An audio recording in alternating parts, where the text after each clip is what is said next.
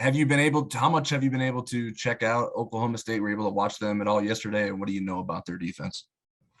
Yeah, I think look, we've heard about Oklahoma State all year, and I know a lot of the conversation has been about how strong their defense has been playing. I think over the last 10 years or so, when you think about that program, you think offense first, right? But I think Coach Knowles has done a great job preparing them. I think they're like second in the country on third down and, third in the country in total defense. Obviously yesterday was really my first opportunity to sit down and watch them play. I've gotten a little bit ahead today on some film and just looking at them early on. And, they present a lot of challenges. They do a lot of different things defensively. They're very multiple in their front and their coverages. And they definitely present a great challenge for us, that one that we're going to have to be prepared for, especially, given the time that they're going to have to prepare.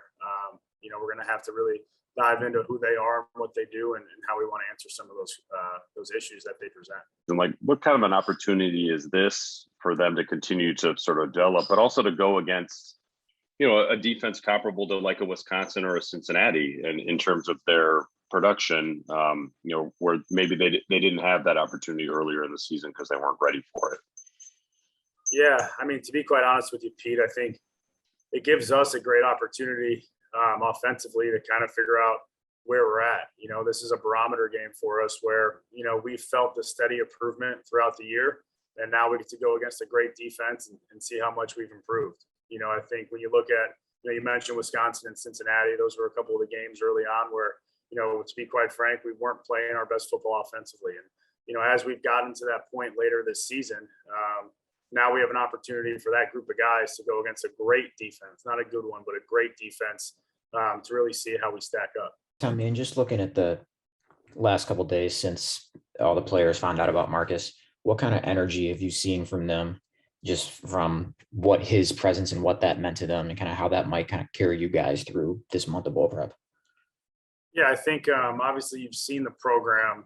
I know the word rally is used a lot around Notre Dame, but you've really seen the program rally around one another in the last 5 days. I think, look, I have not been around the team a whole lot since we've been traveling recruiting, but I mean, you see the videos, you see the reaction.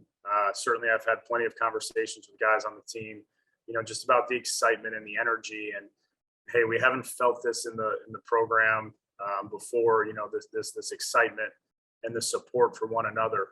They talk about their workouts this week with Coach Bayless and just how much energy and drive there was through that.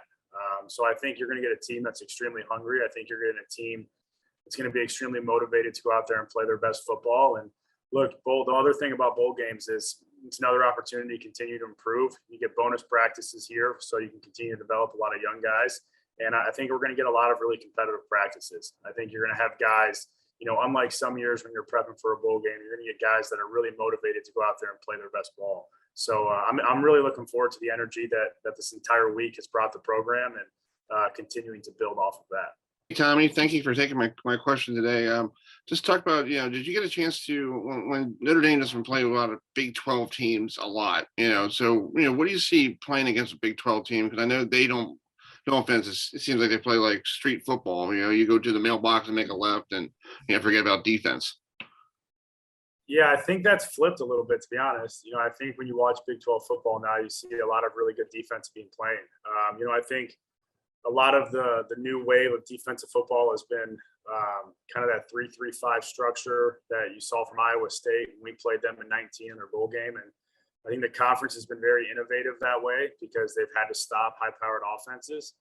So you see a lot of what they've, implemented in that conference trickle over across college football. So I think the defense in that conference has been played at a very high level over the last, 2 years probably here. And we're excited for the challenge. It's not a conference that we play a whole lot. Like I said, a couple of years ago in the bowl game, when I was a player, we got to play Oklahoma a couple of times, and, those were great matchups. So we're definitely excited to get this opportunity and eager to, these are what bowl games are for, right? You get to play matchups that you don't typically get to play. And for us to play in this big of a game against, an opponent like Oklahoma State, who's nationally in the conversation every year, we're extremely excited for that opportunity. We're talking about a week ago, you probably would have assumed that Brian Kelly was coaching this game instead of Marcus Freeman. So with having a new coach, particularly one whose background is on the defensive side of the ball, does this change at all the way you go about designing a game plan or input you seek or anything along those lines? I don't think so. I think, our process will stay pretty consistent with how it's been all year in terms of how we approach a game plan week. I think we have a great staff in place offensively that has worked in a well cohesive way all year. Obviously Coach Freeman now being the head coach, and just the conversations with him during the week, about playing complementary football, about understanding, situationally, his preference may be different than Coach Kelly's were. And so that's something that over the next couple of weeks that he and I, will have conversations on and make sure that we're on the same page, and make sure that we're playing as an entire team, not just two sides of the ball or three sides of the ball, as an entire team, that we're playing football the way that, Coach Freeman wants it played. And so I'm excited to get to work. I'm excited to get to work with Marcus. Obviously you said it's only been a week.